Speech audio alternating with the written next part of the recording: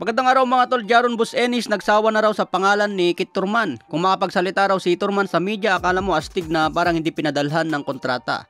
Ginawa na raw lahat ang kampo ni Ennis para lang matuloy ang laban kay Turman, pero malaking bayad raw ang demand ni Turman. Hindi raw kakayain ang kanyang demand dahil hinahabol ang big payday.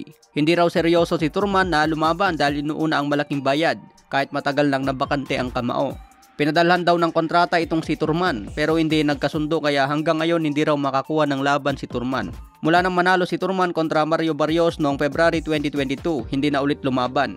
Dahil sa kakademandang bayad, mas lalong natenga ng matagal. Tumatanda na lang si Turman mga tol na hindi mapagpag ang kalawang. Inahamon pa niya ngayon si Terence Bud Crawford. May balita na $8 to $10 million ang demand. Mas lalong mahirapan na ngayon si Turman kung hindi tumanggap ng mababang offer. Mas lalo na ngayon na wala na ang Showtime Boxing. Panibagong partner deal na naman ang gagawin ng PBC promotion. Sana mapunta ito sa DAZN para mas malaking laban ang may kasa-under ng DAZN. Sa ibang banda naman mga tol, napanood ko kanina ang training ni Pacman. Mabilis pa rin talaga ang galawan ni Pacman, nandun pa rin yung speed at snap ng suntok. Ang nabawasan lang siguro kay Pacman ngayon, endurance at reflex ng katawan. Pero yung bilis nandun pa rin. Lalo na siguro kung solid ang training ni Pacman. 100% ang focus, siguradong deadly pa rin ang kamao. Yung laban niya dati kay Ugas, nawala sa focus si Pacman. Late replacement na kasi itong si Ugas at sinabayan pa ng kampanya ni Pacman sa pagkapangulo.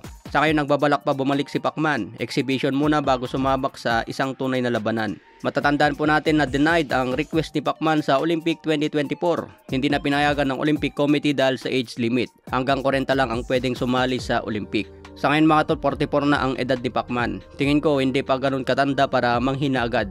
Sa edad ni Pacman ngayon makikita po natin mas mabilis pa rin siya gumalaw kumpara sa mga batang boxer natin sa Pinas.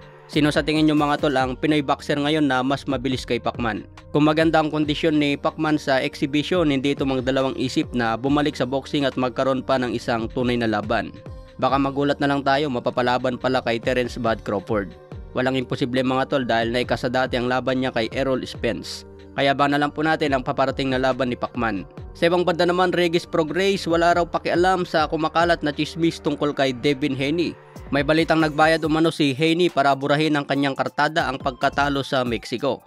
Pero naunang tinanggi ito ni Devin Haney, gawa-gawa lang daw ito ng mga taong naninira sa kanya. Sa ngayon mga tol, nakapokus daw si Devin Haney na agawin ang WBC belt ni Prograis. Mangyayari na po yan ngayong December 29. Kung manalo si Devin Haney, maging 2-division champion at balak na isunod si Teofimo Lopez. Bago tayo matapos mga tol, atid sa inyo ng 1xBET. Pwedeng maglaro sa mga paborito nyong laro tulad ng boxing, basketball, soccer at football. Madali lang mag-register mga tol, pindutin lang ang link sa ibaba at rekta ka nang papasok sa 1xBET. Gamitin lang ang aking promo code na BOYBAKAL o BAKAL. Kapag ginamit yung promo code na yan mga tol, register ka na agad at pwede nang maglaro sa boxing. Madali lang mag-cash in at cash out dahil pwedeng gamitin ang GCash anytime. Sa unang deposito, pwedeng makakuha ng bonus up to 6,000 pesos. Basta laging tandaan mga tol, maglaro lang tayo ng tama at wag lang sobra. Maraming salamat po.